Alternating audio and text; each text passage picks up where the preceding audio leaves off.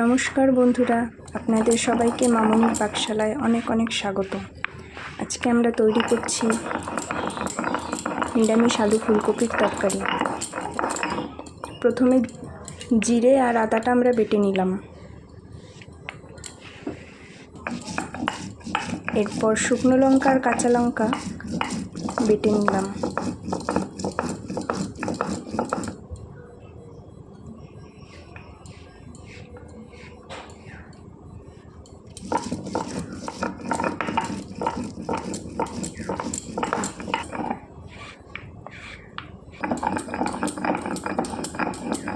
খুব সাধারণভাবে নিরামিষ রান্না এভাবে আপনারা করে দেখতে পারেন।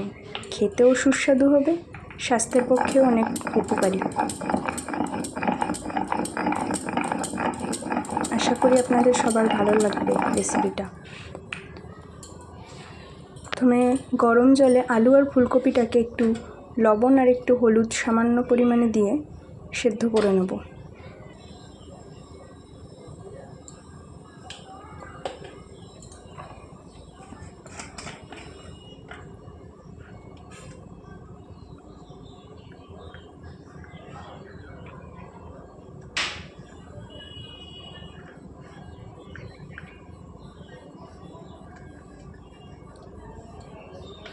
এভাবে লবণ আর হলুদ দিয়ে আলু আর ফুলকপিটাকে যদি সেদ্ধ করে নিই, তাহলে দেখবেন অনেক সময় ফুলকপির থেকে একটা অন্যরকম গন্ধ আসে, সেই গন্ধটা আর আসবে না।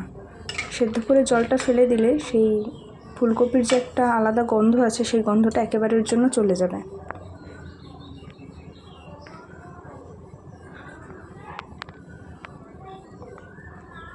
কিন্তু অনেকটাই সেদ্ধ হয়ে গেছে। এবার আমরা এটাকে নামিয়ে সেঁকে নেব একবার।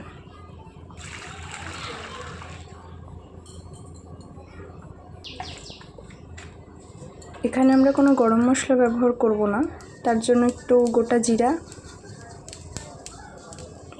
একটু ভেজে নিলাম। এরপর এটাকে নামানোর আগে বেটে দিয়ে দেবো তরকারিতে। এখন আমরা সাদা তেল ব্যবহার করছি, এখানে কিছুটা সাদা তেল দিয়ে দিলাম। তার মধ্যে ধীরে ধীরে তেজপাতা ফোড়ন দিয়ে দেবো, তেজপাতা আর গোটা জিরে।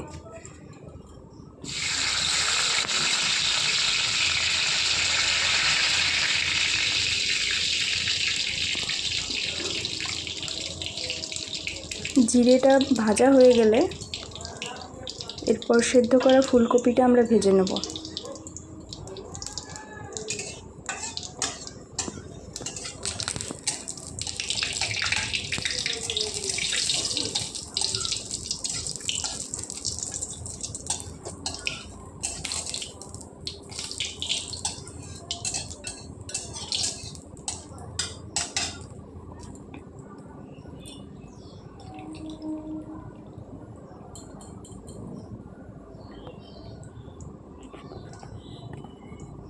দেখুন জিরেটা কিন্তু একদম ভাজা হয়ে গেছে তেলে।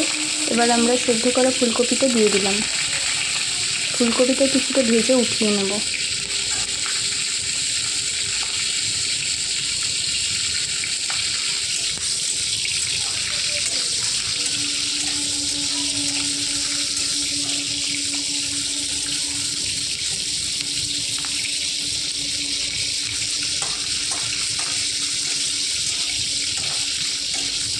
খুব বেশি করে একেবারে ভাজবো না ফুলকপিটা, সামান্য একটু ভেজে নেব, তারপর উঠিয়ে নেব।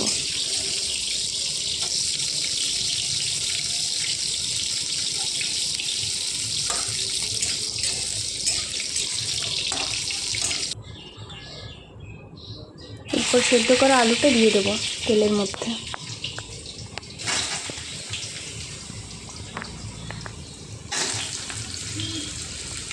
এখানে আমাদের গ্যাসের ওভেনের আঁচটা অনেকটাই বাড়ানো আছে, আপনারা চাইলে কম করেও রান্না করতে পারেন।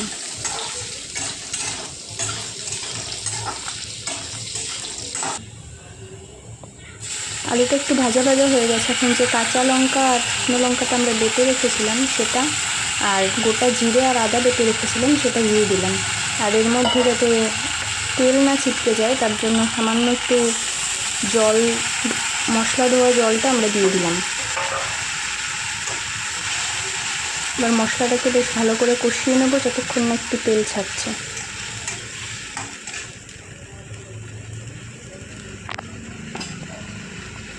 এর মধ্যে একটু লবণ আর পরিমাণ মতন হলুদ দিয়ে দেবো।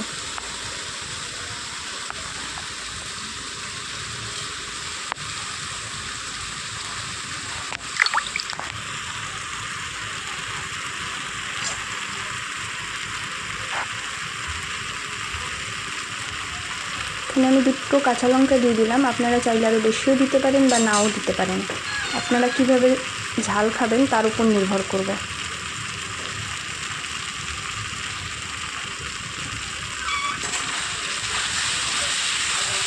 এবার মশলাটাকে বেশ ভালো করে কষিয়ে নেব।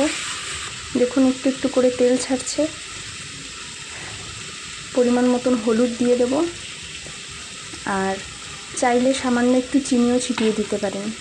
চিনি দিলে বেশ রঙটা ভালো হয় তরকারি। এখানে আমি সামান্য একটু চিনি দিয়ে দিলাম।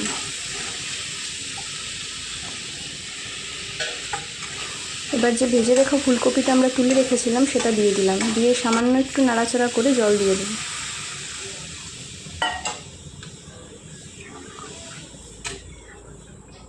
এখানে কিন্তু আমি খুব বেশি মশলার ব্যবহার করিনি, খুব সাধারণভাবেই তরকারিটা তৈরি হয়েছে, কিন্তু এটা স্বাস্থ্যের পক্ষেও উপকারী এবং আপনারা খেয়ে দেখতে পারেন, বেশ সুস্বাদু খেতে। এই গরমের মধ্যে একদম হালকা মশলায় রান্না তরকারি খেলে আপনার শরীরও ভালো থাকবে, কোনো সমস্যাও হবে না শরীরে। এবার ভেজে রাখা গোটা জিরেটা আমরা বেটে নিলাম।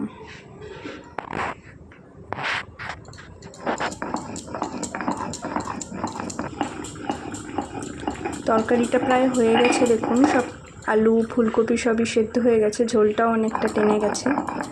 এবার কিছুক্ষণ পরে বেটে রাখা মশলাটা দিয়ে দেবো। ভাজা যে গোটা জিরেটা রেখেছিলাম সেটা তরকারিতে দিয়ে দেবো নামানোর আগে।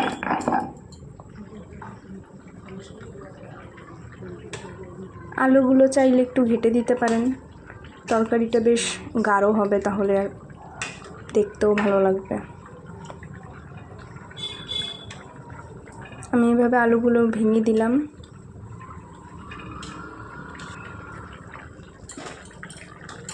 এবার ভেজে রাখা মশলাটা আমি দিয়ে দিলাম।